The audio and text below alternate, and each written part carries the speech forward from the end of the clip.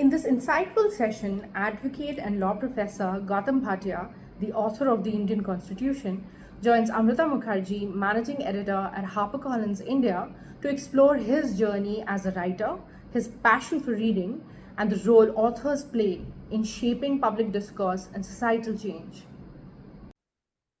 Hi everyone.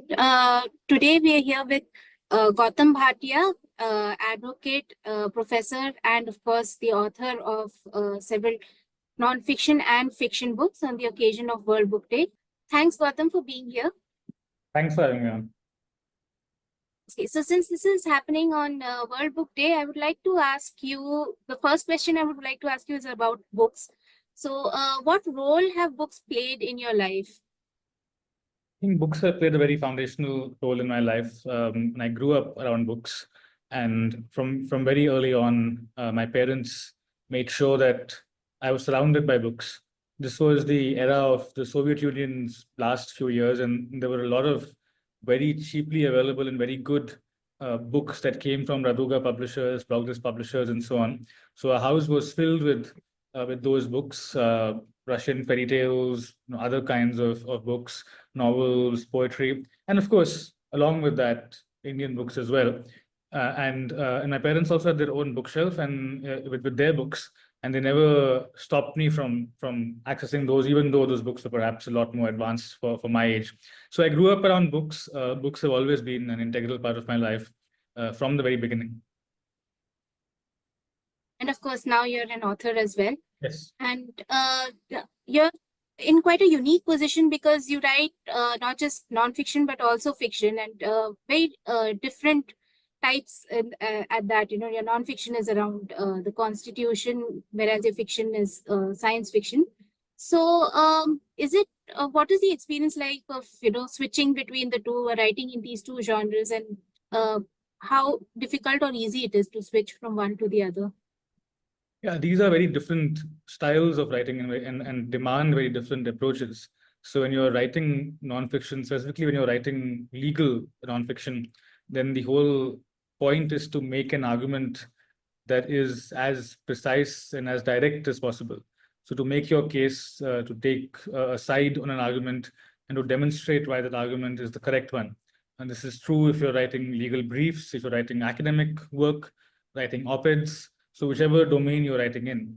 On the other hand, the point of fiction is always to be indirect and to not attempt to stuff an answer down your readers' throats, but to try and make them think about the questions. So it's a very different approach. It's, you have to give all sides, a fair hearing in fiction. You're not trying to communicate a message. You're not trying to be didactic, telling a story basically, and whatever other stuff there is comes through the story, not independently. So that's, of course, one major point of difference. And the other is that legal writing is all about the written word, whereas dialogue is of fundamental importance to fiction. And you sound very different when you're speaking as opposed to writing. And if you get used to legal writing, then to characterize dialogue in a novel becomes quite challenging because you become very used to a certain tone. And of course, human beings don't speak like they write. There's always something different in speaking. So that requires a degree of effort to try and switch gears and switch your mental framework to ensure that you are writing fiction on its own terms and nonfiction also on its own terms. And which do you enjoy more, or do you enjoy both equally? They're both very different. So nonfiction is much, for me at least, it's much easier. So my nonfiction has the first draft is the clean draft, and it's more or less with a few tweaks the final draft. Whereas for fiction, you go through multiple drafts. It's a lot longer as a process. I don't normally have a block when I write nonfiction. You know what to do, you know where you're getting to, you know how to get there. With fiction, it's always a challenge to even know where you're going to.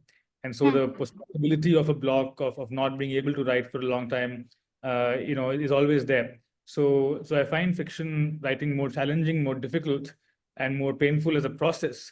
But then when the book is done and it's in front of you, then the joy I think you get from a novel you've written is actually of an order of magnitude different from the joy you get from looking at a non-fiction book you've written. Do you personally enjoy reading? Sorry? What do you like reading? What do you enjoy reading? What do I do? your Oh yeah, free I mean, time? so I read diversely. So of course, because I write science fiction, speculative fiction, fantasy, I read a lot of that, which is, with the view to ensuring I'm keeping up with the genre. And of course, I enjoy that. It's I love reading in and around genre. But beyond that, I try and read, from around the world. So if I'm traveling to a particular place, I try and read some of the literature from that place while I am there. So if I'm going to Japan, for instance, I try and get a sampling of Japanese fiction of all kinds and poetry before I go, a little bit of history as well. So normally I try and make sure that I'm reading about the places I'm traveling to for work or even just to visit. And then I think as is the case nowadays, a lot of your you get a lot of your news from social media. And for me, a lot of my reading recommendations come from social media. So there are accounts I trust, on African literature, on Latin American literature, on European literature. And if they recommend something, I take a look. And if the blurb interests me, I pick it up. So it so happens that because of that, I end up reading around the world, not by a matter of design or conscious choice, but that's just how it falls. So yeah. So I do enjoy that kind of reading.